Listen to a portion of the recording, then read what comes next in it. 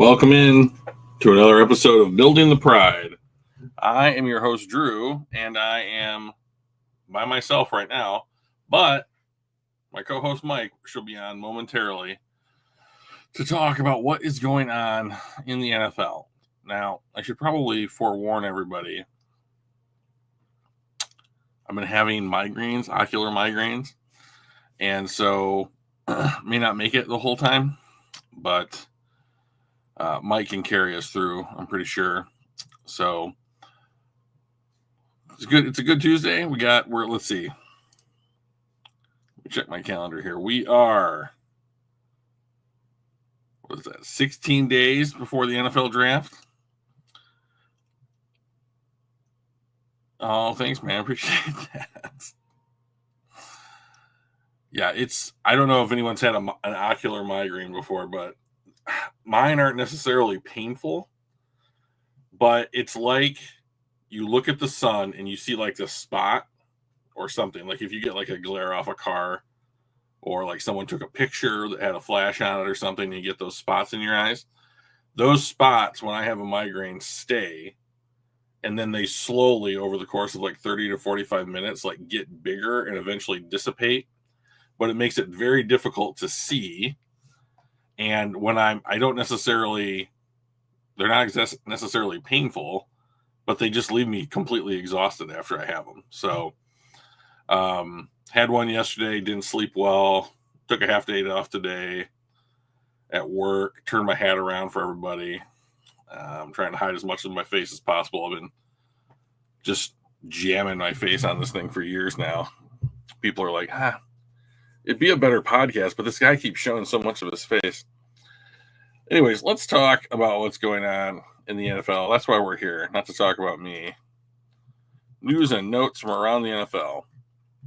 Well, you've heard it said that this is lying season. I know I have, but like, one of my coworkers at work came up to me yesterday at work and said, "Did you hear that Tyreek Hill got traded?" And I said, "No." And he said, "Yeah." And he like gave me the trade details.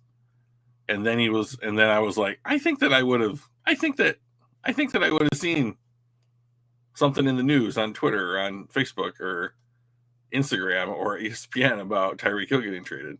So I did a quick Twitter check. There's nothing out there. So you really got to be careful about which accounts you follow and who's putting the information out. Unfortunately, we live in those times. So let's go around the NFL real quickly.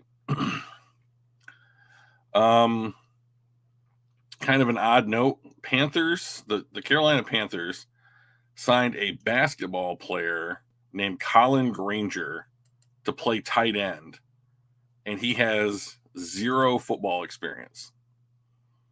Brad's drafts are unpredictable. I don't even pay attention anymore.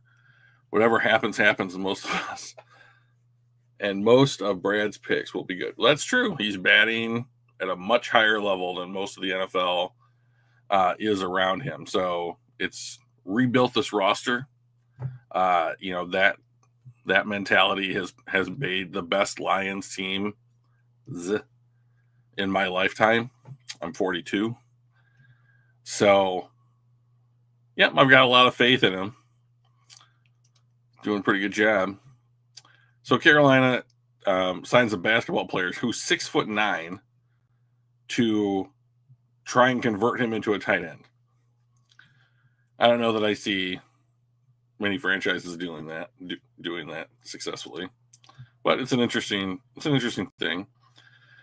The Raiders have cut starting cornerback Jack Jones, who cleared waivers today. So he is an honest and an unrestricted free agent now. He can sign wherever he wants. Don't know why they cut him. Seems like a decent enough player. But now cornerback is a bigger need for them heading into the draft. The Dolphins offensive lineman Terron Armstead, who is 33 years old, announced his retirement, and now the Dolphins have, I think, a real need on the offensive line. They have Patrick Paul, a developmental second year, I believe, tackle. But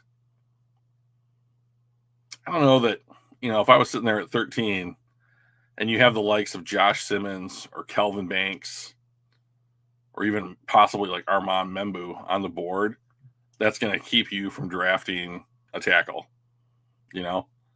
So we'll just have to see how that card goes. Julio Jones officially retired. There's been a lot of debate right now about Shedeur Sanders and, what kind of a prospect he is, where he could go. I think he's going to the Browns just because they have to get out from under Deshaun Watson somehow. And I've heard all this, they'll trade for Kirk Cousins or whatever. Like, Atlanta has to be willing to trade Kirk Cousins. And if I remember correctly, for this upcoming season, they have already paid him like a bonus that came due. Let's see if we can figure this out.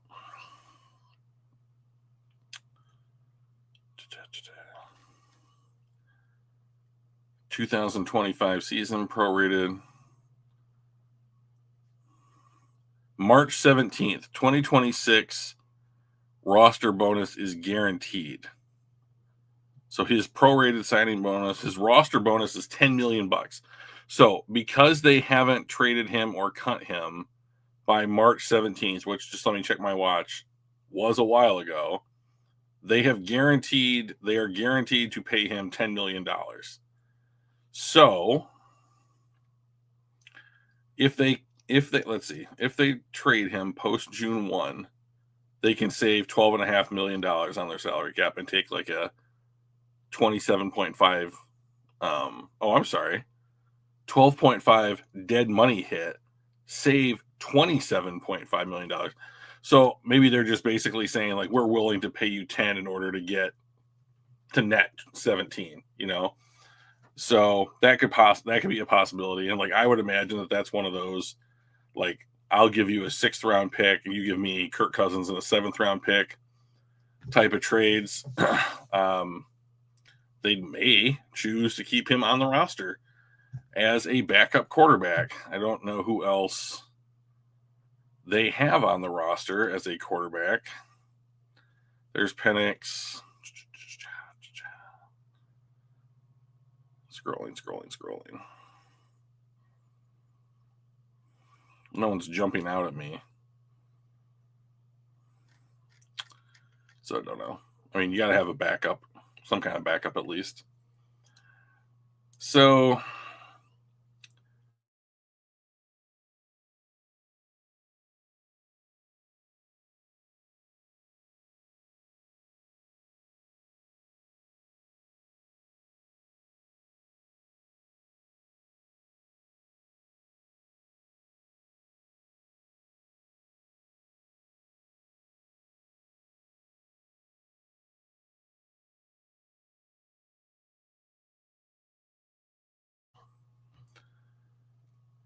I don't know what.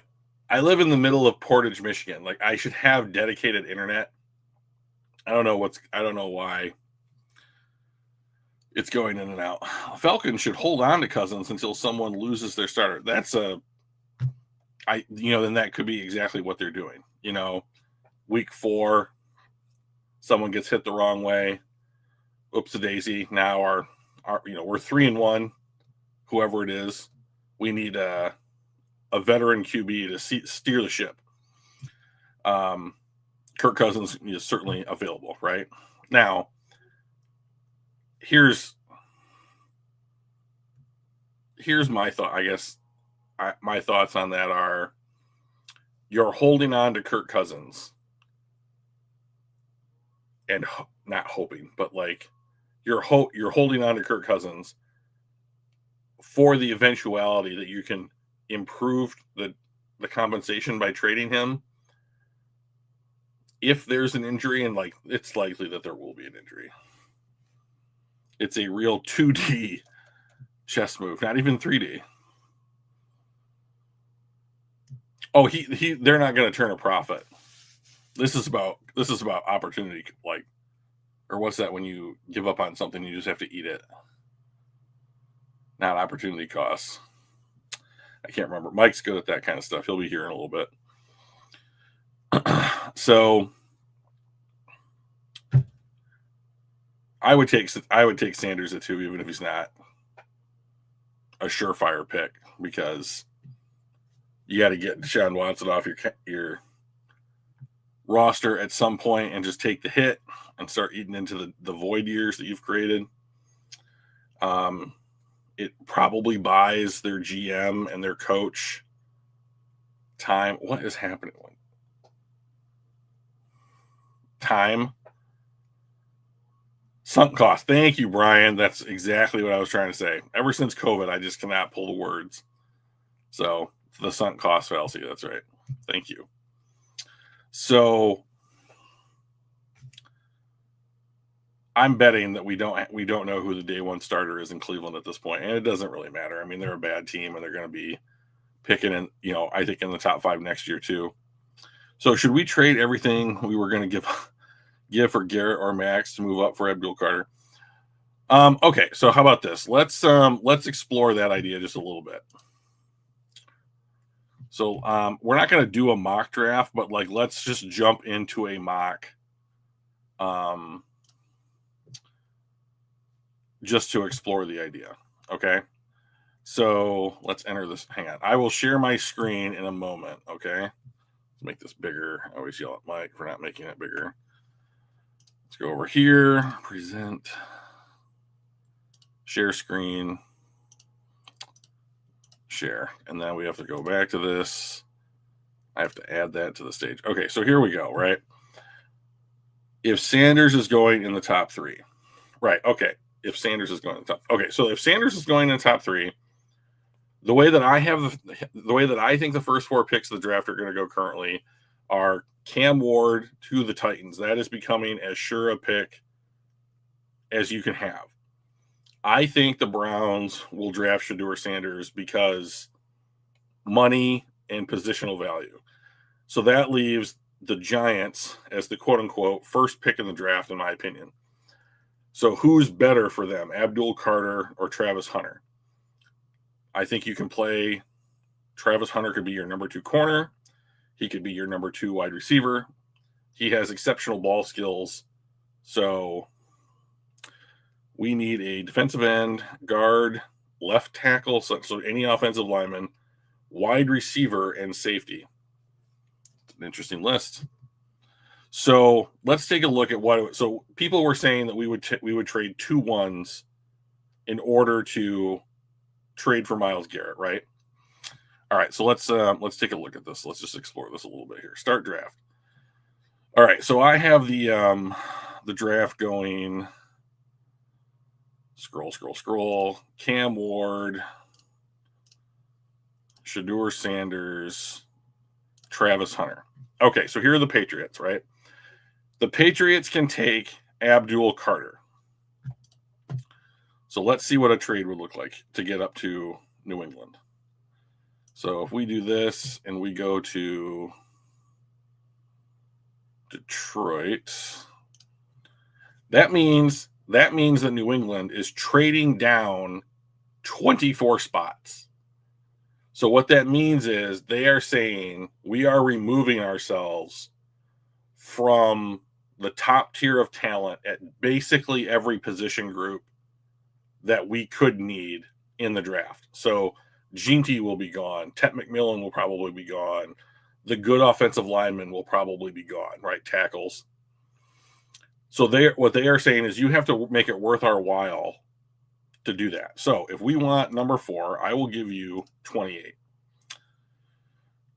They are not interested in trading for this pick. If I give them a round 1 next year, they are not interested in trading for this pick.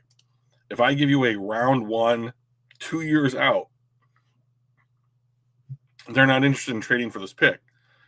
So now this is not the absolute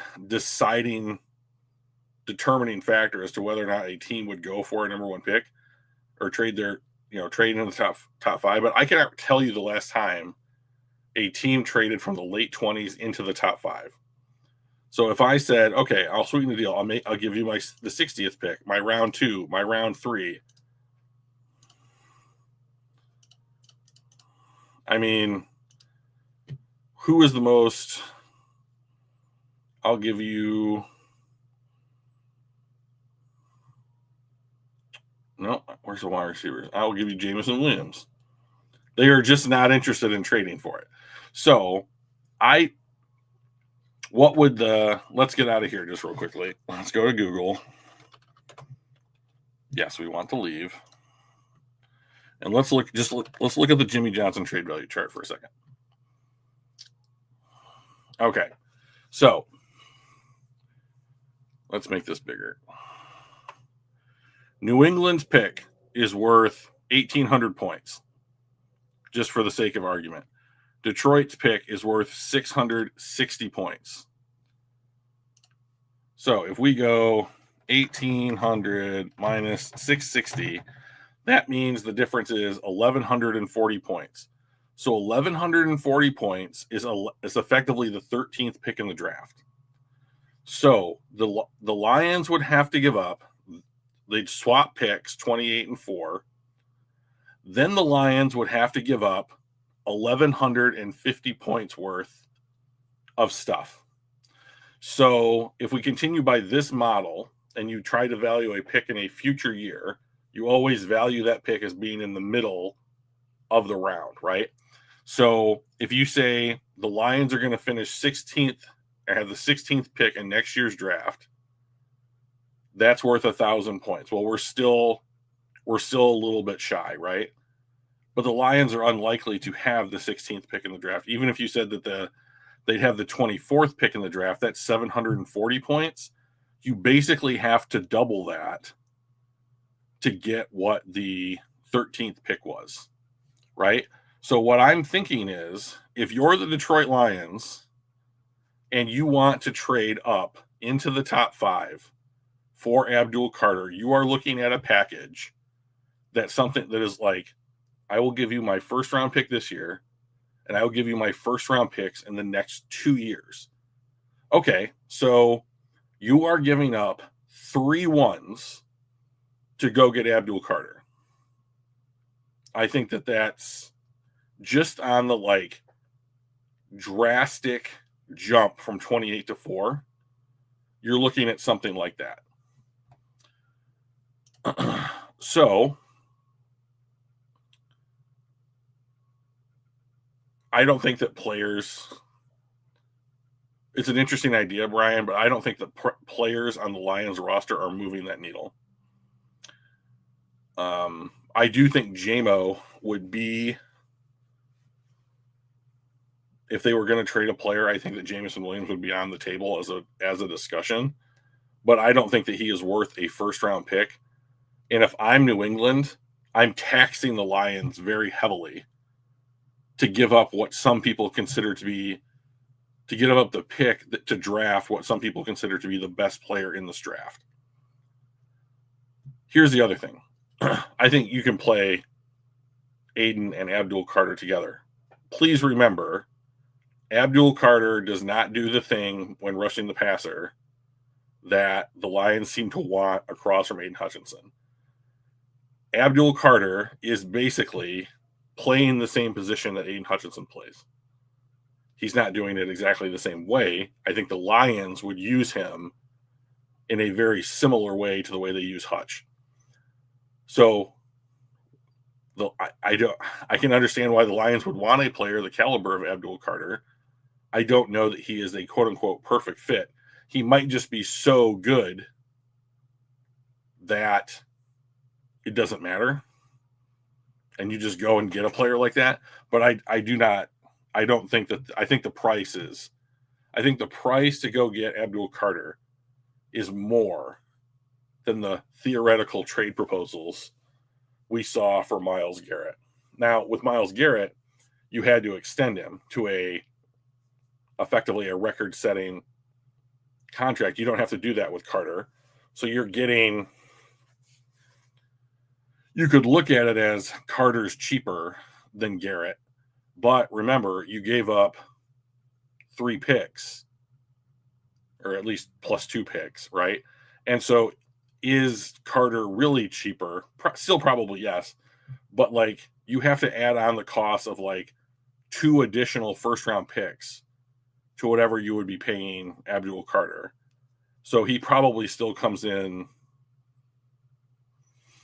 10 million less than what you would be paying Myles Garrett at the end of their rookie deals. So it is cheaper money wise. I also think mocks are more cautious than human GMs. It's entirely possible. Sorry for the tangential question, but how soon before we have too much talent in the roster to take more than 4 or 5 players in the draft, or will we just be cutting draft picks? So that's a good question. So this is how I see that going. Let's say over the next 3 years. So I already believe that the Lions are no short-term Aleem Wingo replacement. Well, they re-signed Onwuzurike. So I think that he's probably the starter that you're going to pencil in week 1. And I think it's entirely likely that they draft another 3 technique on day 1 or day 2 as insurance. So, and we can take a look at the roster here in a little bit. So I think that the best example, Brian, to your question is when you look at the 22 class, Gibbs, Laporta, Branch, Campbell, I think they can re-sign all of those players because all of those players, like the top 5 contracts at their positions, are cheap enough where it's basically like you can sign 2 of them for what you're going to pay Aiden Hutchinson, or you can pay 2 of them for what you're going to pay Malik Neal or Penei Sewell. So I do think the Lions are coming up on a bunch of re-signings that are basically like half price, but that's just because of the positions that the guys play. But there's no guarantee that they are going to re-sign players like Jamison Williams. So I think what the Lions are prepared to do is to continue drafting the way that they have been drafting. But now the bar has been raised for talent level, work ethic, character concerns, for if you're going to make a second contract, because this roster was so bereft of talent that they were drafting guys and they just got to play as rookies. And so then they found pillars of the team that they wanted to invest their money in, and we can tell at what level they view a guy like Penei Sewell as opposed to like Derek Barnes. One is a pillar, one is a supporting player based upon the amount of money that they got on their second deals. So like if Melifonwu was let go, they weren't willing to spend $4 million on him. So I think that we're going to start to see the second, what's up, Pat? We're going to start to see second and sometimes maybe even like day 1 or day 2 picks who are good players. So like, I guess the way that I say it is like, I wouldn't be surprised if something like the following were to happen. Jahmyr Gibbs has a wonderful rookie first contract. And then they go something like, we're going to pick up your 5th-year option, tag you. Now you've been in the league for 7 years. You still have value. Now we're going to let you walk. So we basically got you for 2 contracts. When are we going to do our mock draft? Well, we're trying to set that up. We haven't had a great response from the crew. Working on it. Yeah, we haven't had a great response from the crew that we did the first one with. We are hoping to do that the week of so next week was when I was hoping to do it, but we might have to just push it to the 22nd if we don't get the response that we were hoping to get. So I think that Brad Holmes is putting the roster in a position to like, we will have every year or so people who are hurt too often, like Melifonwu. They'll leave the roster. Or you didn't perform up to the level of expectation for where we drafted you, like a Broderick Martin. Like I expect him to leave the roster at some point. And then they will recycle those positions. So like guard is a position for the team that they don't seem to want to pay a lot of money for, right? So the three main places on the line that the Lions are paying are left tackle, right tackle, center. So I think that we'll see guys like Christian Mahogany get a chance, or veteran free agent who wants to take half the money from the top of the market free agent guards, like a Zeitler. You might see those guys on the roster. But then when like Mahogany is up for his second contract, I think that he is told politely, like, thank you very much for your service. Enjoy your fortunes elsewhere. And then they go back to the draft and they invest a day 2 pick in a guard, and we might see that this year just to start the process. So I don't think the roster is ever going to be so good that we have to like start trading picks for future years picks, or just like cutting guys in camp that we spent like day 2 picks on. But I do think that we will start to see better and better players be allowed to test free agency, because the bar to make the squad will be higher and higher and higher as they find more Hutchinsons and Kirby Josephs and Amon-Ra St. Browns. And eventually, years from now, they're going to have to replace Goff. Eventually, they will have to move to a new quarterback at some point in the future. That's a definite. So, like, that process could involve multiple high picks over years in order to find, quote unquote, the next guy, right? So we'll see. Hey, Mike, what's up? Sorry I'm late. It's one of our first subscribers, Kathy. It's her birthday today. Oh, yeah. And we were doing dinner.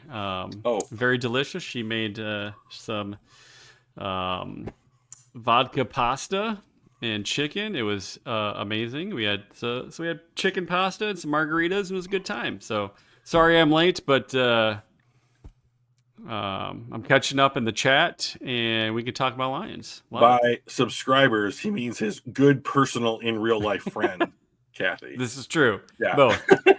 Both, yes. And with her birthday, I'm not going to say how old she is, or myself, because that would give that away. But starting today and for the next 6 weeks, I'm no longer old, because we are officially the same age. Oh, look at that. So it's always nice when they catch up to you, and then you get the benefit of their age perceptions. So she's a beautiful young lady, and I get to be young finally for another 6 weeks at least. Compared to you, I'm just a kid. So that's true. So of the chance our draft picks make the roster, because the chance our draft picks make the roster drops because of talent density, then trading up becomes a more and more valuable option.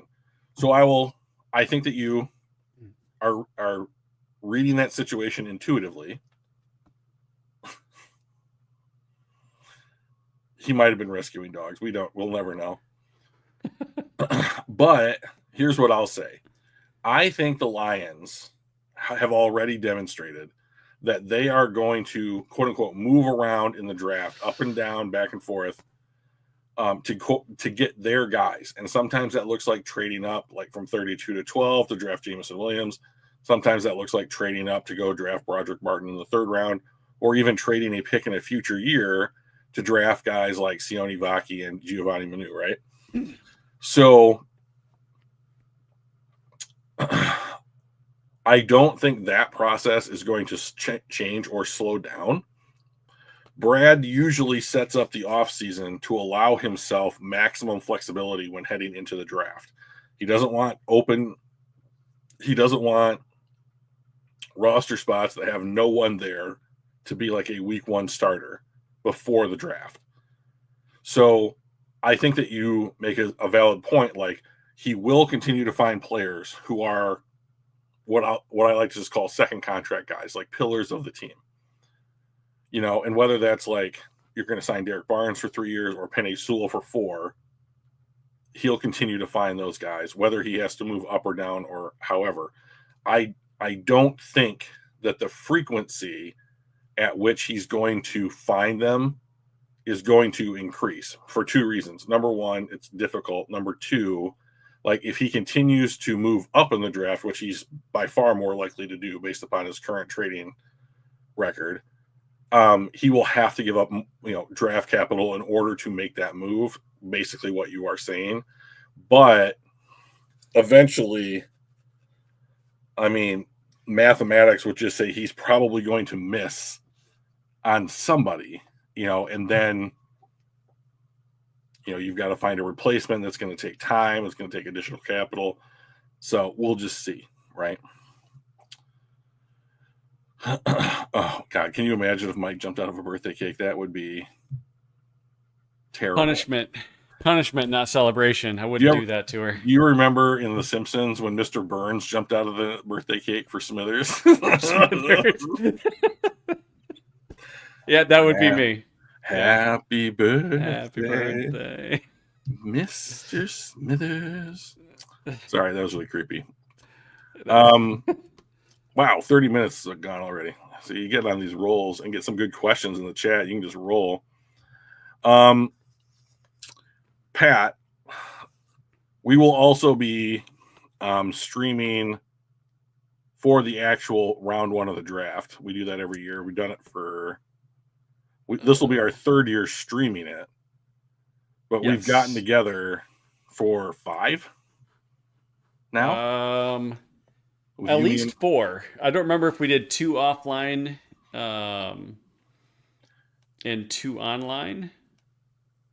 Yeah, I think we did 2 offline and then 2 online. So this will be our 5th draft together. You, me, and Brian, and then your kid, Danny. Ugh.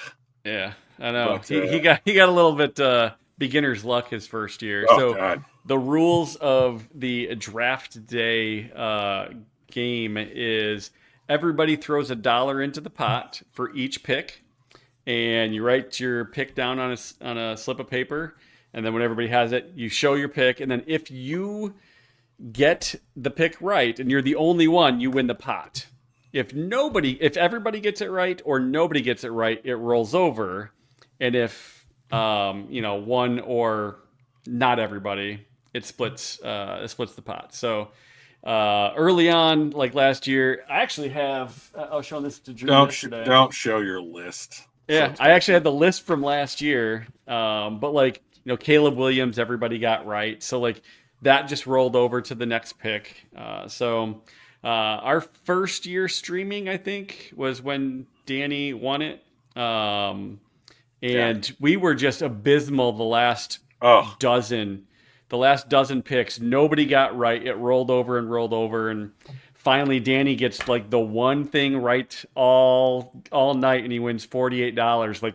It was the 32nd pick, and he ended up winning it, and all of the rollover money from pick 20 on. So it was terrible. Well, and he didn't let us forget about it, because he's like, oh, I did better than everybody. You got one right. You just happened to get the big money one. It was a good one to get right. Yeah, if you're gonna get one right, get the one that wins the most money. Well, so one thing I wanted to talk about today, Mike, now that you're here, is something called a top 30 visit. Yeah. So we have done the combine. We are past free agency. Right, we've done pro days, and now we're into individual workouts.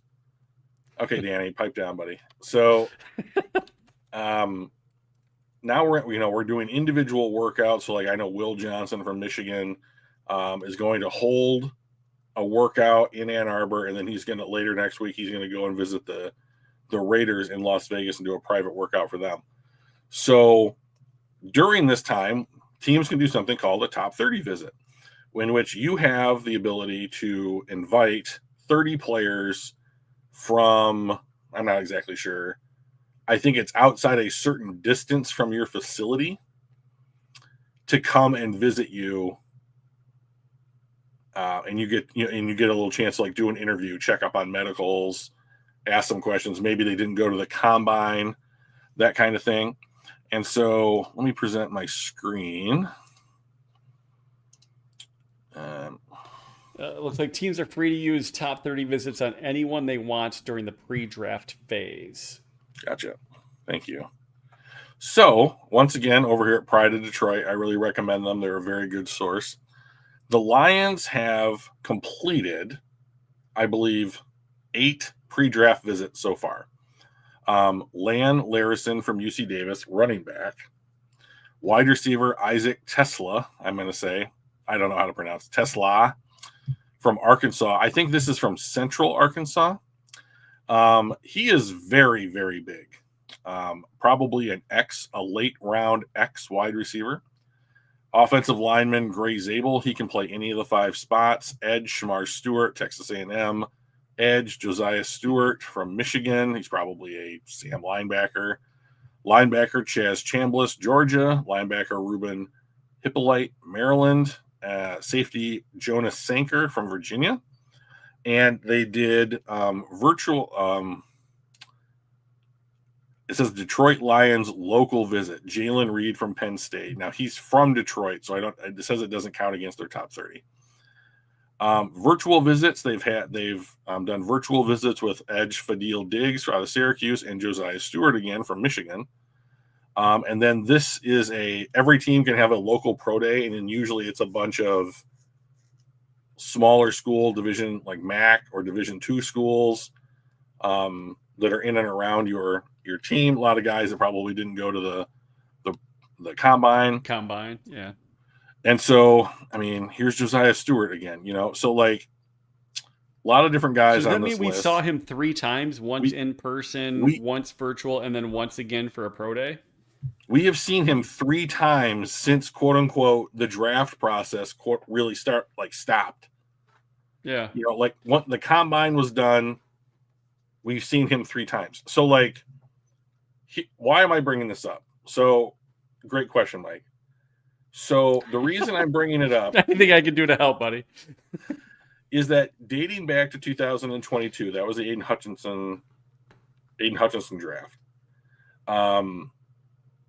The Lions will draft heavily from their top 30 list.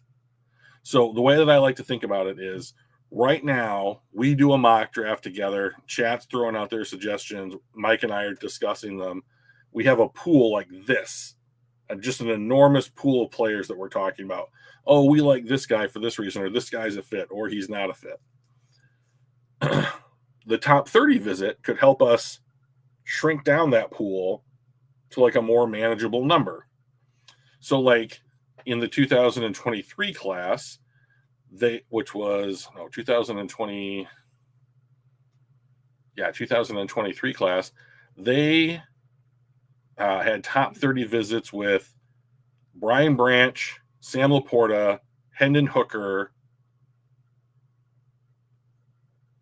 and somebody else. And then last year, they had top 30 visits with our first 4 picks. Terrion Arnold, Ennis Rakestraw, Giovanni Manu, and Sione Vaki. So I think if we track the top 30 visits, we're going to have a very good idea of the players who are, quote unquote, on the Lions board. So now when we do mock drafts, I am going to be prioritizing these players more highly. So like I have liked guys like RJ Mickens and what's his name? The kid from Cal. He's a safety, Woodson, to be backup safeties. But if they like Jalen Reed and Jonas Sanker and have brought them in for visits, I'm going to change my opinion. And I'm going to start mocking those dudes at the end of the draft to the Lions. Like the word on Sanker. End of the first round? Not at the end of the first round. Okay. So what I'm using this for is to basically say, like, you have guys like first round considerations, Gray Zabel, Shamar Stewart. Zabel has been mocked to teams as high up as like Atlanta or Dallas, even at like 12 or 16. So would you have to trade up to go get Gray Zabel? I think they're trying to figure that out. Shamar Stewart has a unbelievably wide draft range. I see people mocking him in the top 10. I see him falling to the second round. So, like, someone has to fall in love with this guy. He is the definition. Like, if you built a dude in a lab to be the guy they want across from Aiden Hutchinson, look no further than Shamar Stewart. Yeah. So, how badly do they want that? I think they're trying to learn if they want him that badly. So, Josiah Stewart's name that I just didn't expect to be on this list. He's 6'1", 245. Even if he adds weight, he's not. I don't think that he's the size of somebody that can move an NFL tackle, but like he did move college tackles at that size. Yeah. And if you get him in a training program and put some good weight on, he might be able to do it. I believe that he has quite long arms. So like he's able to like get in and get under and then leverage his height because he's shorter to bull rush, which is interesting. But I still don't see him as an edge in the way that the Lions define it. I see him as a Sam linebacker with a dedicated pass rushing role, closer to what James Houston was, but I think a better overall player. So I'm going to be watching this list very carefully over the next week to 2 weeks, just to kind of see how the Lions are spending this resource. I think that somewhere between 2 and 4 players at the end of this are going to be on the roster. Yeah. So I'm going to be skewing heavily toward whatever this list says. And that's the show. So that's all I brought to the table today. That's all you brought to the table. Yeah. So one of the things that we're not really ready to like debut or anything, but something that you and I have been working on a little bit has been some data analytics around draft. And the Troy Fanman says doesn't look like Skirton's on this list. Not yet. I would be, yeah, exactly. What's up, LM? Hey, LM. So one of the things that we're trying to do is trying to figure out, like, is there a way that we can put almost like a score, grade, value, whatever you want to term it, on players and create customized big boards for each team based on a team's need. So if you are in the need of a quarterback or an edge or linebacker or whatever, right? So you kind of figure out your team needs and then create a customized big board using metrics that we have available. Things like the composite big boards that we can find online, and positional value rankings. And we kind of created something we're calling a positional value relativity chart, with quarterback being the highest, the most expensive position. And then what is each position average top 10 salary in relation to that top one, right? So when it comes to positional value in the draft, how does that work when it comes to creating a big board for a team? So I think that'll be super interesting. We're still kind of working on what would that look like? What is the math around it? And we're still kind of pulling in some metrics and how do we use those? But that's kind of fun and exciting, and we'll definitely show that off when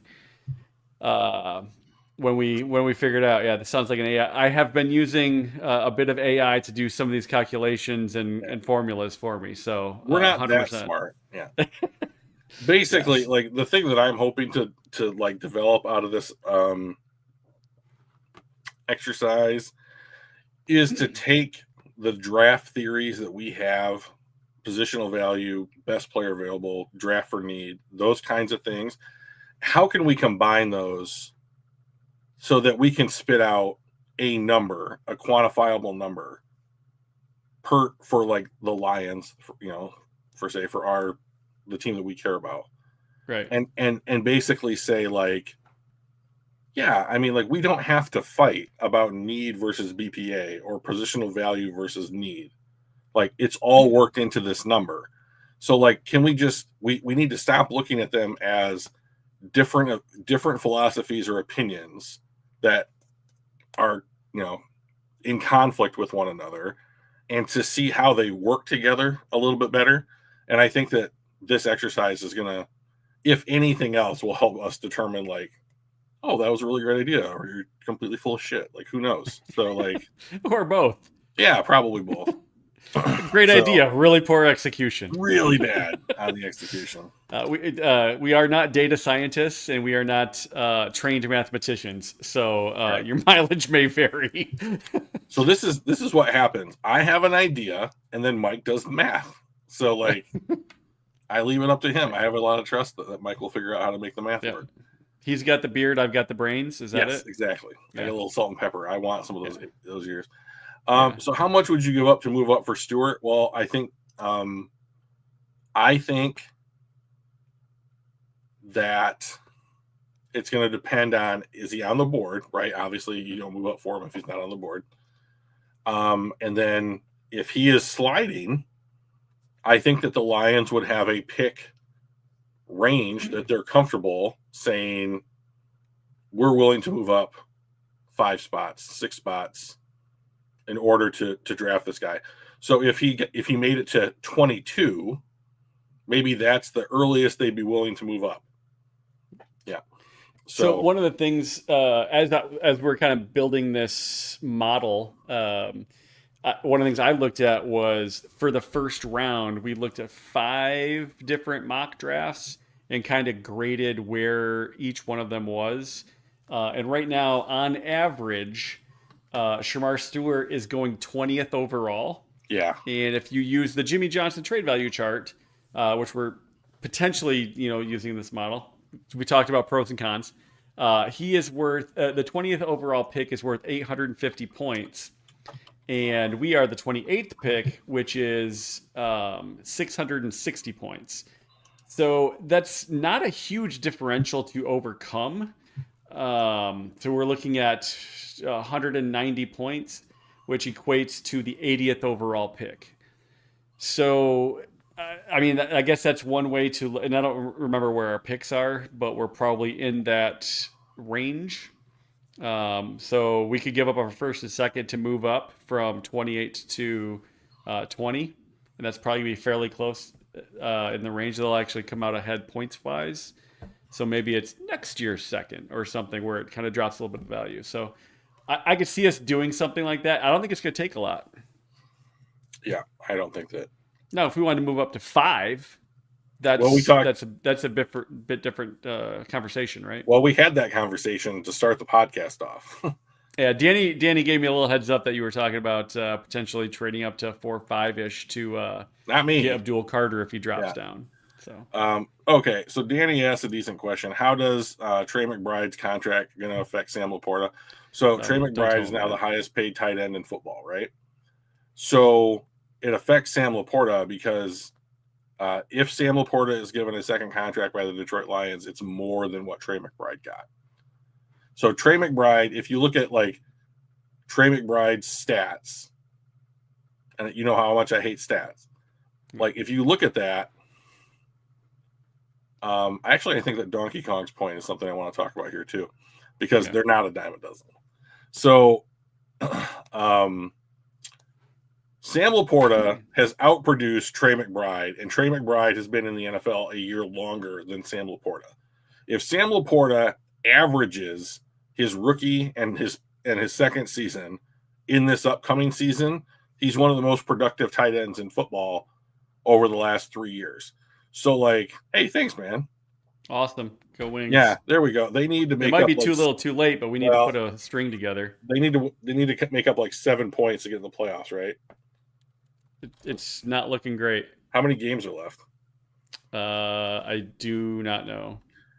Well, that's all right. I know the Tigers are on a 5-game win streak. Let's go.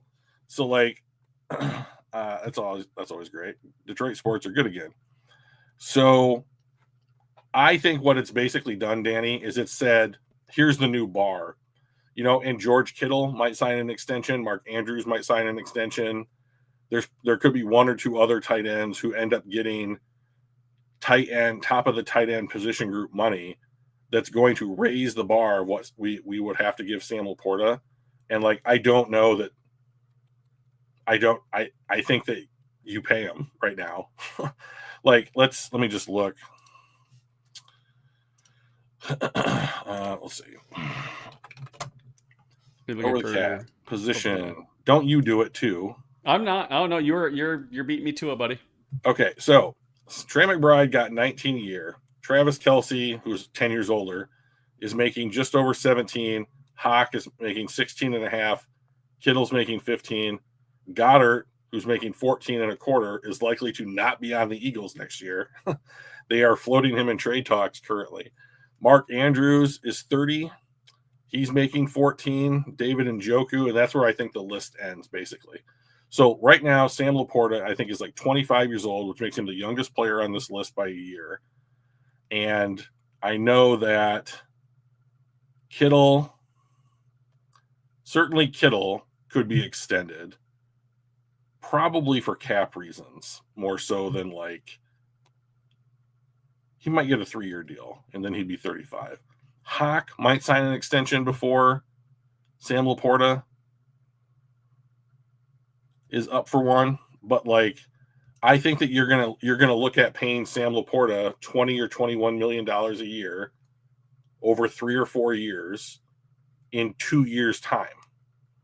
So if the cap goes up $15, $20 million a year, the next 2 seasons, it's basically nothing. It's like the cost of inflation or whatever. So like I think that it has raised the bar, but I don't think it's prohibitive. So, tight ends are a dime a dozen. Disagree. Here's why I say that. Trey McBride, who I would argue has had one really good season in 3 years in the NFL. Travis Kelce's a Hall of Famer. TJ Hawkinson has been good. He wasn't the right fit for the new regime. He's still good. George Kittle, Hall of Famer. Dallas Goedert. I think we were trying to get our cap right as well. We were 100%. looking to fix that, right? 100%. You're right. Dallas Goedert, productive. Mark Andrews, productive. David Njoku, this is the point where I think we start to fall off into a different tier. So, and I think Sam Laporta is a tier 1 tight end in the NFL right now, and I think that I think NFL GMs would agree. So I think that there are 1, 2, 3, 4, 5, 6 tight ends in the NFL who are quote-unquote tier 1 players. Brock Bowers, you could probably put that in. So, I think that there's less than 10 of them. And we have one. So I think that where I would agree with you, Donkey Kong, is that if I needed a tight end for roster construction purposes, I can go out into free agency and I can get a starter level player in free agency. I think that I can draft a tight end in rounds 3 through 5 and have a starter level or an average, wins above replacement kind of player on the roster. But they drafted Sam Laporta at 34, 35. I mean, that's real close to first round territory. Yeah. So the third tight end picked. Michael Mayer. Brock Bowers went. No, not that was a different year. Well, he went before Michael Mayer because did he? Because then Oakland traded up to draft Mayer, and now he's not even on the roster. I'm pretty sure that they cut him. But there might have been one or two tight ends in that class that I just don't remember because I was just flabbergasted. I've never seen Drew so deflated by running back, followed by linebacker, followed by tight end. I mean, it was every single position that didn't matter, and they all hit. I mean, that's the important part, right? Yeah, that is the important. You have to hit if you're not going to pick, the higher value targets. Then you've got to get it right. And they got it right. So, but I mean, to your point, Donkey Kong, Dalton Kincaid, he was the other one. Oh yeah, he was at the end of the first round of Buffalo, right? I already know the answer. Yeah, so, 25th overall, Buffalo. Yeah. So I do agree, though, Donkey Kong.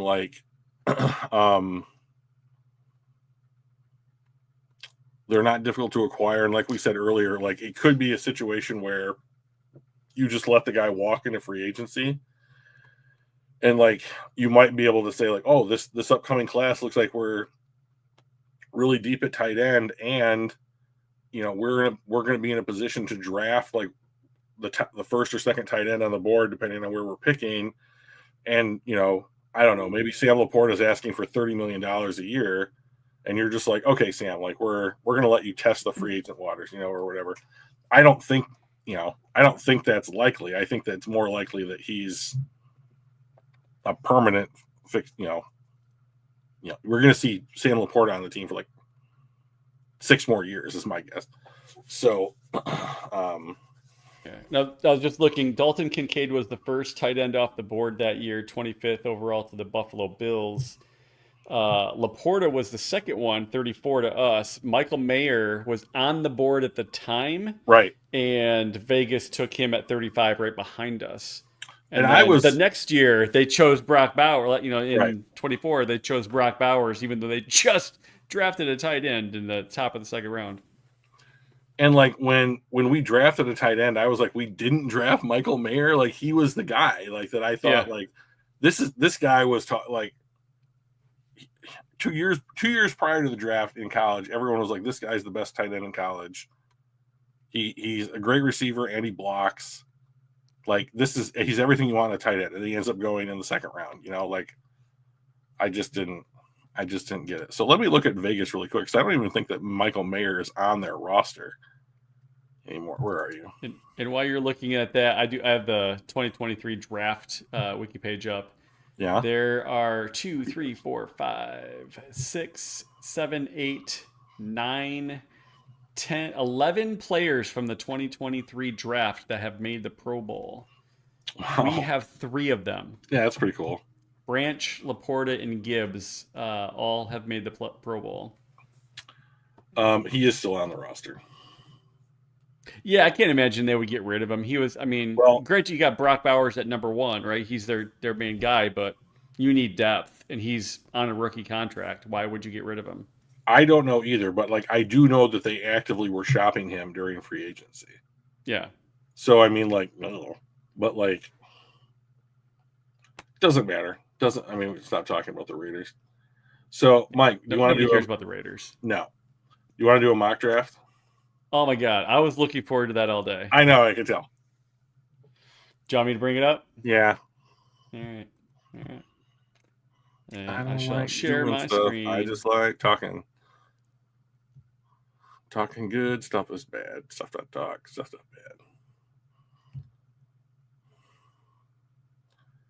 bad. All right. We've got ourselves a mock draft coming, boys. Boom, boom, boom. What'd you get Kathy for her birthday? Just some gummy bears and birthday card. Nothing big. That is the birthday gift that a 6-year-old gives out to people. Yeah, well. Damn it, Michael. All right. Yeah, at least. All right, so there's the Lions. I'm assuming we're just going to do the Lions in, 3 rounds, 5 rounds? Or full 7? Yeah. All 7. Let's go. 7. This isn't some bitch podcast. CBD gummies in a large hollow cake. They're different kind of gummies. Straight up trolleys. No. Get that all the way down. Otherwise, it'll like Cam Ward will go like 19th. It's a real problem because Mike Renner left PFF and now he's over at CBS. And then they gave the mock draft stuff to Trevor Sikkema, who is a nice guy, and he's the guy that they should be putting on their podcast and that kind of stuff. He should not be doing. He should not be doing the grading and the mock draft stuff. And like they've had so much turnover at PFF that I just think that like their crew is just trying to figure out getting their feet under them this year because their board is so different than consensus. Yeah. Just trying to get some consistency back. Yeah. Yeah. I mean, they lost a kid. I mean, they lost their 2 main podcasters. They're over with 33rd Team now. They lost their draft analyst, Mike Renner. They lost Austin Gale, who was his running buddy. They lost a kid named Anthony Tresh, who now works at Notre Dame and heads up their analytics department. I mean, they lost a bunch of talent in their mock draft room. So it's crazy how much data analytics is a very high paying field. make it bigger.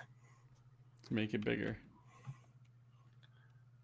Hashtag that's what she said. So, which is a great joke that works in any social situation. So if you're out there, feel any free to social use situation. Yeah, anyone. Business, business situations, family. Yeah. Christmas. Really good at family gatherings. Yeah, if you especially want to talk Christmas to HR, and Easter.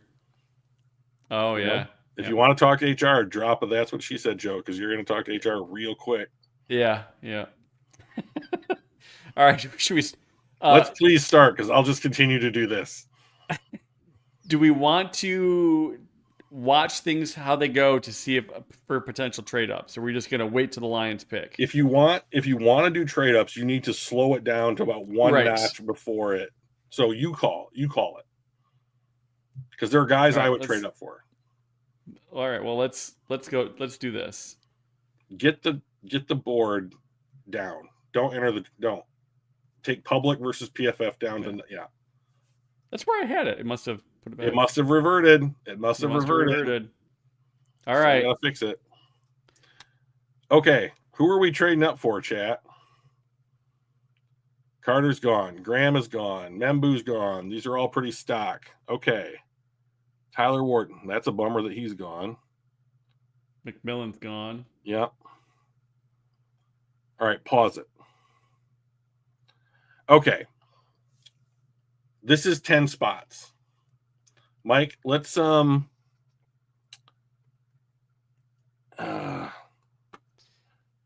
do we tell let's see who's gone? Who's available? Cam Ward's gone.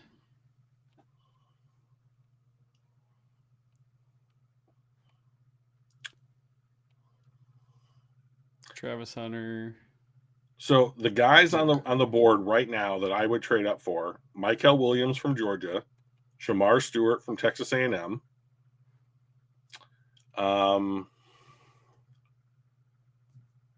Campbell's gone, which is a bummer.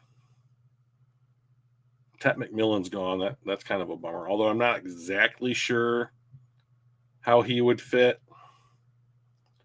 I've heard I think they would want to interview him, is I guess my point. Here's the problem. I think that so let me just Jimmy Johnson this real quick. Yep. Okay. So Seattle at 18, that pick is worth 900 points. Our pick is worth 660. That leaves a difference of 280. 280 would be we would have to give up our second round pick to move up to 10 spots. So are you comfortable trading our second round pick to move up 10 spots for, I'm assuming, an edge? Yeah, I'm trying to see who we've got left. Well, Johnson, Ezekiel Buka. Jalen Walker's still there? Jalen Walker's still there. Michael Williams, Shamar Stewart, Kenneth Grant.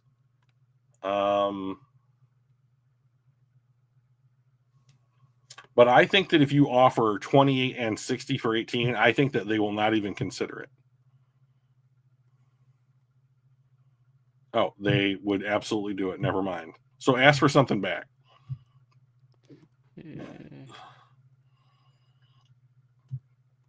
Yeah. We want our pick back. Give us our pick back. Yeah, how about this one? Yeah, offer it. Yeah, that's offer trade. Offer. Yeah, I do that. I make that mistake all the time. Go from 82 to 92. Well, that's way more likely then. All right. We're good. It's us. So I think if you're moving up for one of two guys. And I think it's, first of all, PFF is so down on Jalen Walker compared to all the other Yeah, boards. that's who I'm trying to find, and I Well, just he's don't like in the 40s. see him. No, he went to Indianapolis at 14, Mike. Oh shit! Yeah, yep, you're right. I was as I was scrolling through, I did not see that Golden's gone too. So, oh, Matthew Golden's gone. That's a bummer. Oh, yeah. But we got Michael Williams and Pierce that are still available, right? So if we Pierce. edge, so we got James Green, Pierce Pierce, and Michael Williams. James Pierce will be off the Lions board. I'm almost 100% certain. Like there have been so I think Mike Green is off their board. I think that James Pierce is off their board. So Mike Green has Why do you think that? So I'm going to tell you right now. Mike Green has a sexual assault accusation from high school and from college. And James Pierce, it is now surfacing, has had, like, first of all, he has like such a low snap count that like he plays about half the snaps that like you would expect a player, a dedicated pass rusher to play, right?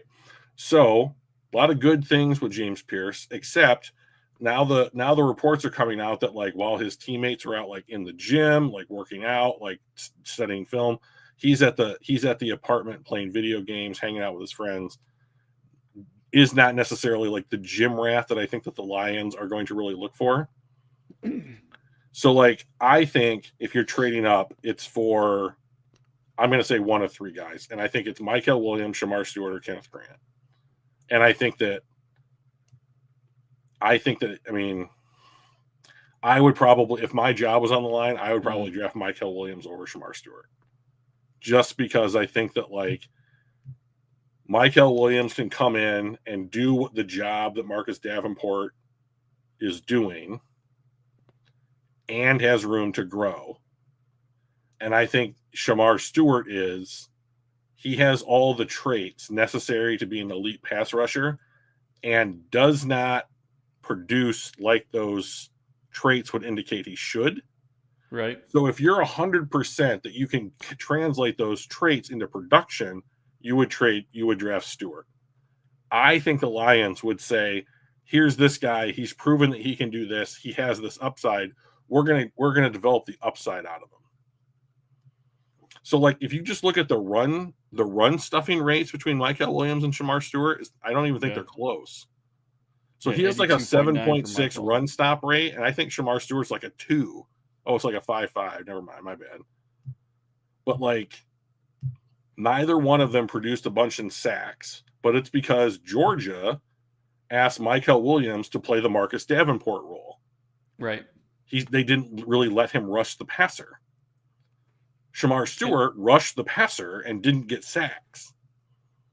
Yeah, Williams is 9th on the overall big board too, like the composite. Yeah, I'm a Michael Williams fan. All right, so do we want to go Michael Williams? I do. Chat has gone silent. I don't know what's going on. Michael Williams. Okay, so now we need to be thinking about at 92 and 102, we're going to have 2 picks within 10 spots of each other. So what things are we looking for? Well, do you want to package here? If you pause it. Yeah, I was just going to say, I wonder if there's a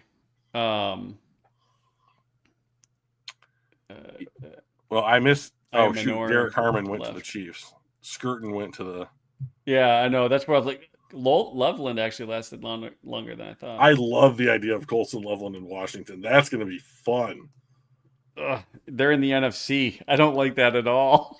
I mean, but just like the pairing of him and Jaden Daniels. Oh, dude, that's like league pass shit.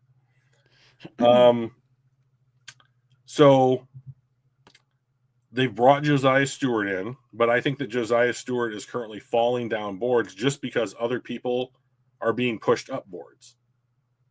And he hasn't done anything in the last 2 weeks to force him to push himself up the board and maintain his draft position. So like, I still think that he will go at the end of round 2, but if he was there at pick 50, Who? Josiah Stewart from Michigan. I don't remember seeing him.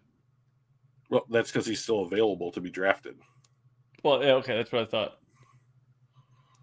So so here's another guy. Hang on, this might be a better idea. Let's take a look at the top of the second round. No, not pick 257. Yeah. So there's a guy still on the board from Ohio State, Donovan Jackson. God damn it! I don't know why. Oh, because it's going to our next. So let me consult my chart here. Pick 92 is worth 132 points. Pick 102 is worth 92 points. 92. So 222 points would make it a right around pick 74. 73, 74, somewhere in that range would be a 1-for-1 equivalency on the chart. We took Michael Williams from Georgia in round 1. So, Mike, I think we could package 92 and 102 together and see if somebody would give us pick 50. All right. Which would be a deal for us. Who we got at 50? Is it Seattle again? It's Seattle again. How about we go with 49 because the bungles will bungle. Let's do that. Let's see if we can get pick 49. Oh, he just went. Fuck. Ooh, Landon Jan. Oh, Tui Milano. Be good. Yeah. Okay, all the edges. So 90 and 102. They don't want to do it. Straight not enough. So let's give it another 10 picks. Ivy. Okay, Dart went. That's interesting. Oh, Sawyer sucks. That's great that he's gone. Oh, Higgins went. Crap. All right, let's see if they'll part with 59 for. Nope, they don't like that either. You would think it would be easier. Well, they may not have. Oh, Restrepo? Interesting. Oh, shit. Scatabo? No, not Scatabo. Josiah Stewart went. You knew what you were doing. All right, you can try. Yeah, you can try that. Do we want to give up our other one inside 100? Do we want to try? I mean, at this point, I would just draft. I think I would just draft at 92 and 102 because the guys that I wanted are off the board. Yeah.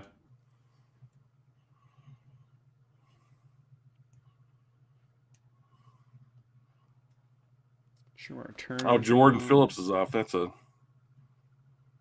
boy. I'll tell you what. These sons of bitches really went after our guys. They are left and right, man.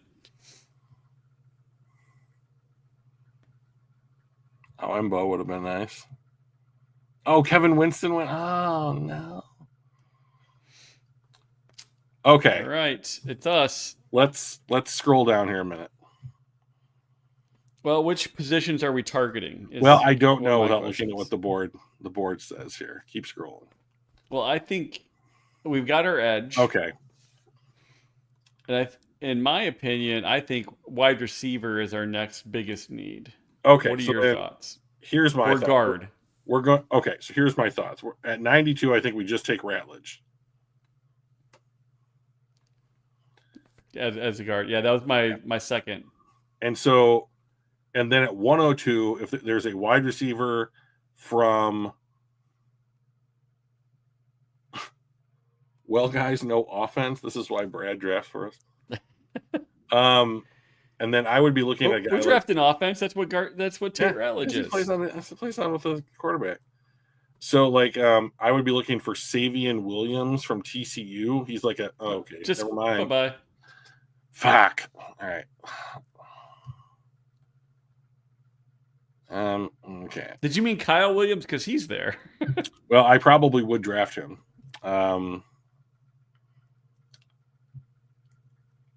It would be like this guy's pretty good Mm-hmm. type of a thing, except that like Brad. Okay, so Dan Campbell at the owners meeting said he would like to see more youth in the wide receiver room, which I thought was an odd thing to say because JMO and St. Brown. Right.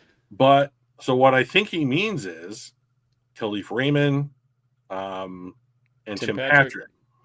So let's assume for a second you just don't have the wide receiver X that. Ooh, Torrey Horton.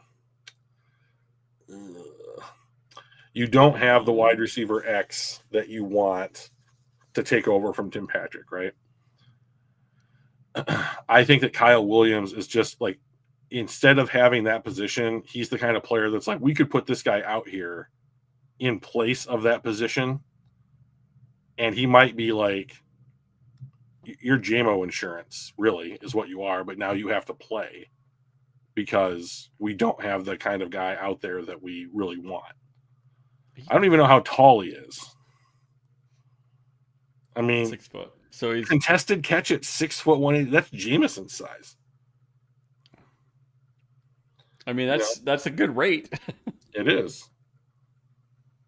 Would we have JMO return kicks if we move in from Khalif or Gibbs? I don't think we do with Gibbs, and I don't think we do with JMO. At least not kickoffs. Vaki might return kicks. Yeah. Craig Reynolds has returned kicks. But that to me seems more like a wide receiver 5, running back 4 kind of position filler. Yeah. What was I? Oh, Khalif restructured his deal. He no longer has a 2026 cap hit. And I don't know if that was just to buy cap space in 2026 when we go from like 40 million down to like 5 million. Yeah. Oh, And but knowing like that we're going to re-sign or extend Hutch very shortly. Well, he won't, his contract won't kick in 26. But like, I don't know that Khalif Raymond is on the roster next season now. Right. So but he got his money this year, so good for him. Yep, good for him. And he's been great, and I would definitely like to keep him. I just don't know that you would pay him much. So, I mean, if he signed another deal like he did this last one, I would definitely keep him. Just because he's so valuable as a kick returner, and like he can give you someone who can stretch the defense, even at his age. I don't know how old he is, 30 or 31 maybe. But I mean, I like Torrey Horton here. You might be able to get Torrey Horton at your next pick. And so I don't know about drafting 2 wide receivers.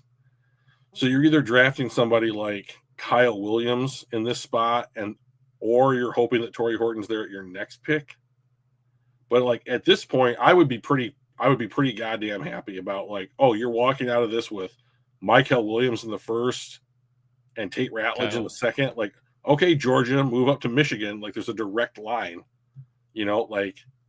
Yeah. I would be even pretty a guy stoked. like Kyle Williams will give us depth at the wide receiver position, which is what we're really looking for, right? And I do like the idea of drafting, like, let's say this board was the consensus. I do very much like the idea of drafting like the 63rd ranked prospect at 102. So yeah, I'm let's happy go with Kyle Williams. Get ourselves some depth at wide receiver.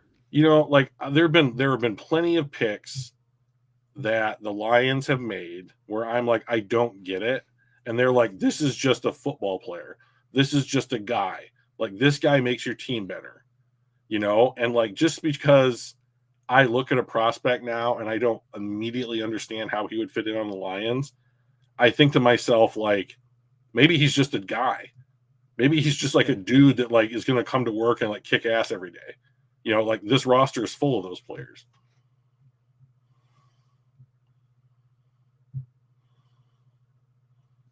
Keep scrolling, baby. Ooh!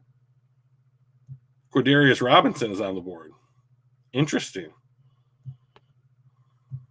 Got a good run defense.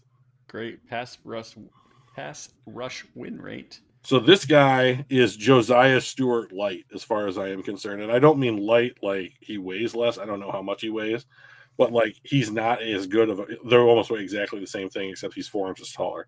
So like, big dude. I think this guy has the potential to be the future starting Sam linebacker for the Detroit Lions, and like he could probably take Derek Burns' job if he realizes his potential.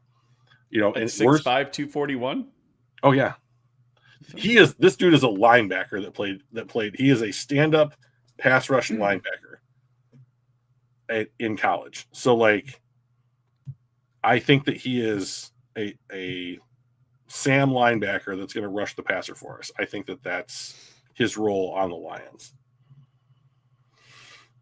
Noel Williams. Quindarius. I mean, I would like him. I love Noel Williams from Cal, but like, are you going to carry 8 corners into next season? Click on Ahmad Hassanine. Hassanini? How do you say that? Hassanine? Ahmad Hassanine. Yeah. This guy has been brought up several times as like, if you missed out, or if you went, like, let's say they went Gray Zabel in round 1 and Tate Ratledge or like somebody else in round 2. Like, this guy could be your developmental Marcus Davenport. So here's my thing. Just draft him anyways. I mean, like, there's almost like nobody at that spot, in my opinion. So I'm completely fine with going like, hey, Michael Williams, you're the pick here, and you're going to get the lion's share of the snaps. No pun intended. And then we are developing this other dude on a rookie deal because then because we're going to need a rotation. Kaminsky retired, Pascal's contract's up, except that he doesn't have a 5th year that you can pick up on his deal, and he's just a guy. Like, I think that the rotation of... Is Marcus back? Marcus is back on a 1 year. 1 year. So this is the rotation after Marcus leaves. This will be his last year with us, kind of thing. What about a guy like Billy Bowman? We've got 2 safeties. They're the 2 best safeties in the league. They're both going to want to kind of reset the market of sorts, right? Can we afford to keep both Kirby Joseph and Brian Branch? So they are going to pay Kirby Joseph. That's happening. Brad Holmes do the same thing for Branch then too, right? You have to because he's the better of the 2. Right. Like you just have to do it. So I mean, like, I just don't see. So this is a no then. You're not going to let one of those guys walk. No, you're not letting one of them walk, but you are drafting. So let's say Kirby Joseph like gets a concussion or some shit, right? Right. Or like he tweaks a hammy and has to come out for the rest of the game. Like, you are drafting their dedicated backups here. Yeah. Rotational dudes. Right. So like, that's fine. We're in round 4. You know? So like, Kirby was a 3rd round pick. Branch lasted until the 2nd round because he ran a bad 40 time or whatever. 4.54 is bad. I don't know. So faster than me. Chase me down with a big lead. If you watch me run the 40, I don't know that I could finish it. I mean, like, it would. I have faith in you. Oh, Rich Eisen runs it every year. I guarantee you, I'm not running it as fast as Rich Eisen. I'd probably snap my Achilles off the starting block. So don't say that. I wouldn't wish that on anybody other than Aaron Rodgers. That son of a bitch. Okay. By the way, is he done? Is he done? No, he's just doing his narcissistic bitch thing where he just milks the media attention for every last fucking second. He'll sign right before the season or whatever. You think so? With who? Pittsburgh. It's the only option. Only one that makes sense in my opinion. Where are they drafting? 21st. Ugh. Yeah, so they're not even drafting at a spot that they're going to be able to pick. I mean, if Shedeur Sanders is there, they just jump on him, right? If they didn't, I would be surprised. Yeah. I could even see them trading up to get him. Yeah. So we'll see. The mystery of Shadur Sanders is if you figure that one out, you're going to win all the money in our betting pool this year. Yeah. He's the Which guy. team ends up with him? He's the guy to figure out. Yeah. So, Well, the real we get the little ticker that says trade alert. oh, those are so much fun. Pittsburgh has moved up to 11. Everybody's writing down Shadur Sanders, Shadur Sanders. We got it. We figured it out. Yeah, that's a real big one.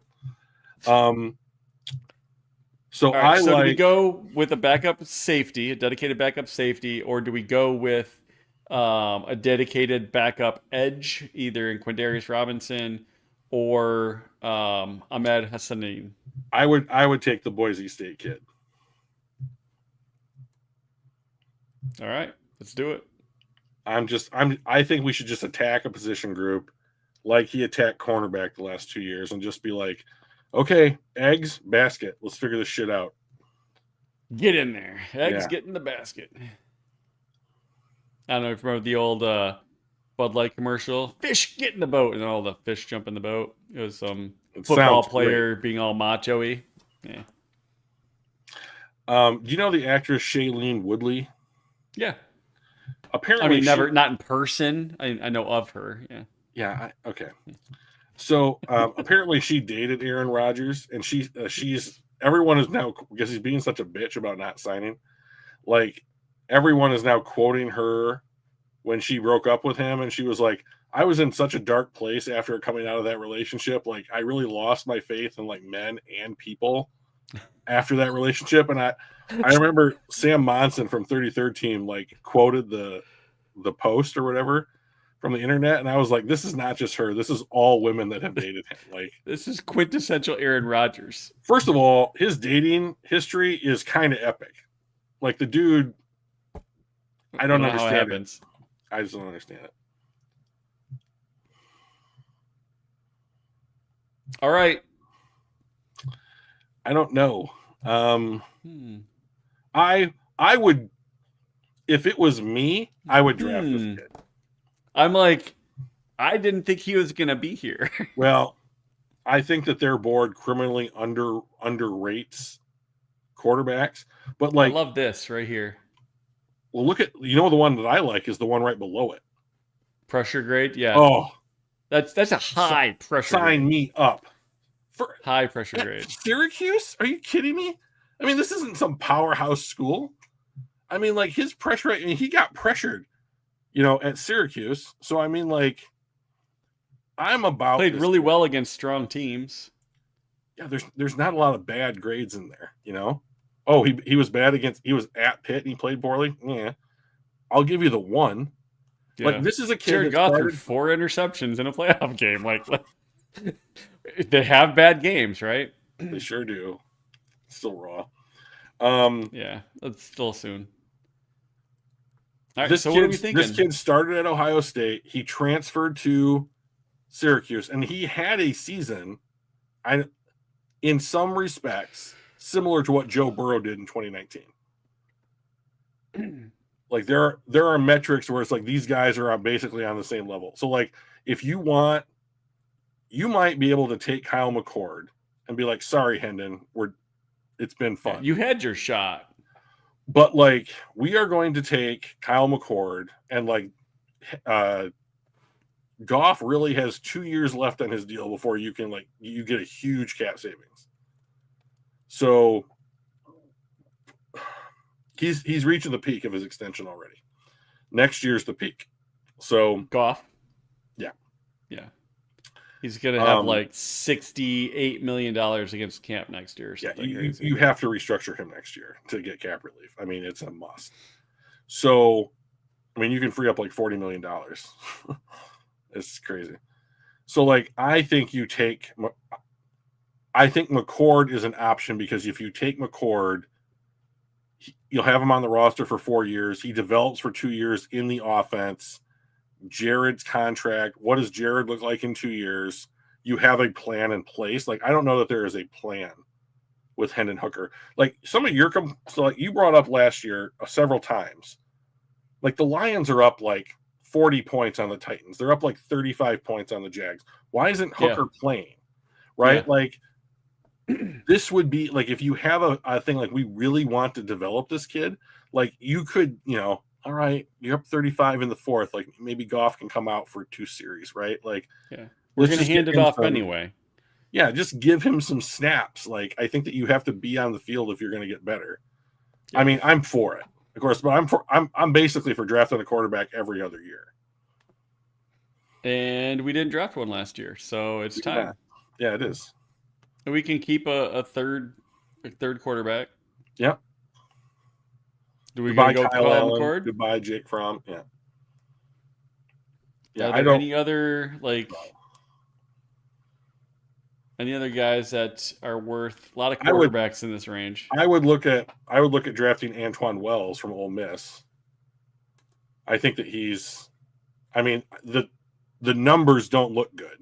Yeah, but like if you watch him play, I think that you would be like, oh, interesting. But like, I would not take him over Kyle McCord. Yeah. All right, let's go with QB3 Mm-hmm. or 2. We don't know.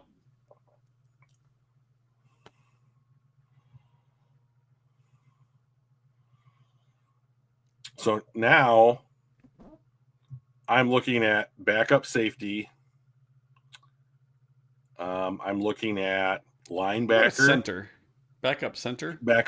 There's a kid from Western that I quite like, Jacob somebody, McKeon, maybe. That if he's there, I wouldn't mind clicking on him and looking at the PFF grades. He's gonna go right here, just to. All right. You bitch. He didn't. We're safe. Oh, Majors is on the board from Texas. I don't know if you know this, but the quality of opponent between Western Michigan University and Texas is quite different. So well, they're different. I mean, I see. Well, they're not good. Georgia, Florida, Clemson, Georgia again, Ohio State. Yeah, I mean, I've heard throw Michigan in there, but this was not their finest year. I've heard that Western could move to the SEC, but like it hasn't happened yet, So, oh, maybe he's not on the list. He's on the Pro Football Network list. Majors here it would be fine with me. How big is he? 6'3", 315. I mean, he's not as big as well. I mean, like it's getting harder to find guys the size of a Frank Ragnow. It's true.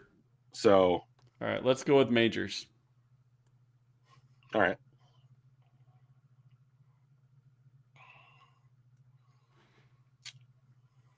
And Mickens went.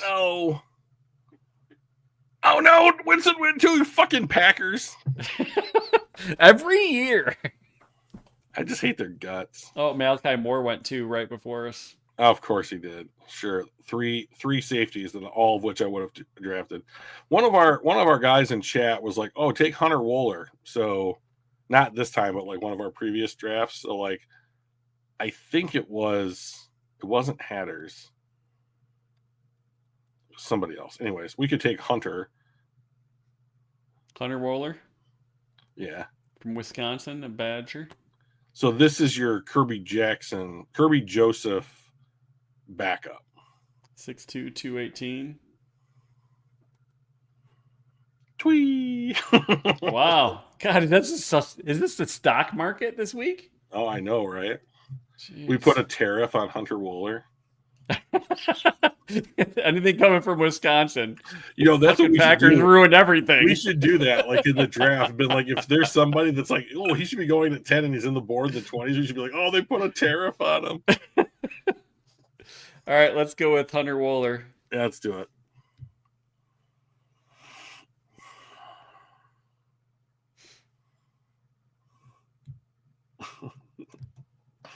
Do we want to trade next year's 7th round for the last pick in the draft just for shits and giggles? No.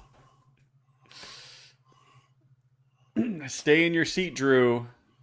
They're grading our draft. Well, they're not going to like it. They never like it. That's why the board's all fucked up. They're even like, oh, you took Mikael Oh, look at Williams. that. Overall, A-. Listen, okay, hang on. Look at this real quick. Yeah. Mikael Williams, A-. Ratledge, A-. Kyle Williams, A. Hassanine, B+. McCord, A. Majors, A+. B+. Thank you very much. Yeah. And we're in the top 34%? Fuck you. I mean, like, that's ridiculous. Like, we should be in the top 10%. Well, it's an A- because we really missed on Hunter Wohler. Stop it. The 244th pick in the draft. What a bunch of nonsense. Like that thing, if that was on CBS or PFF or ESPN or NFL Network or whatever, they would be like, "Oh, Brad did it again. Look at this fucking wizard," or whatever, So like, they didn't like Michael Williams. They wanted us to draft Mike Green. The Lions are. I'm willing to bet my house the Lions don't draft Mike Green. Well, I'm not going to take that bet. Yeah, no one wants to live in my house. I get it. So I mean, like. You do have running water now, so you've got that going for you. Step up. We're really it's a big step. Yeah. Officially livable. That's great. Yeah.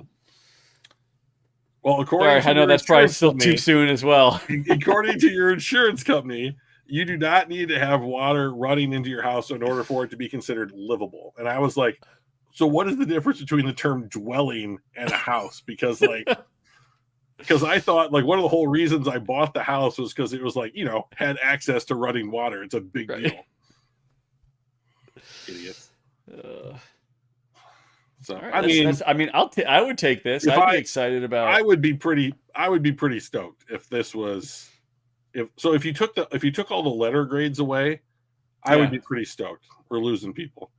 Yeah. It's all right. Well, they saw the results. It's all good. Yeah. I mean, we would have I'll bet it was Danny.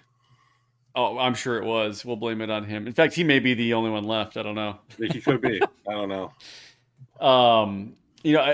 I like the fact that we've got kind of our starter edge and then also a backup developmental rotational dude at the same time. That's how we do, man.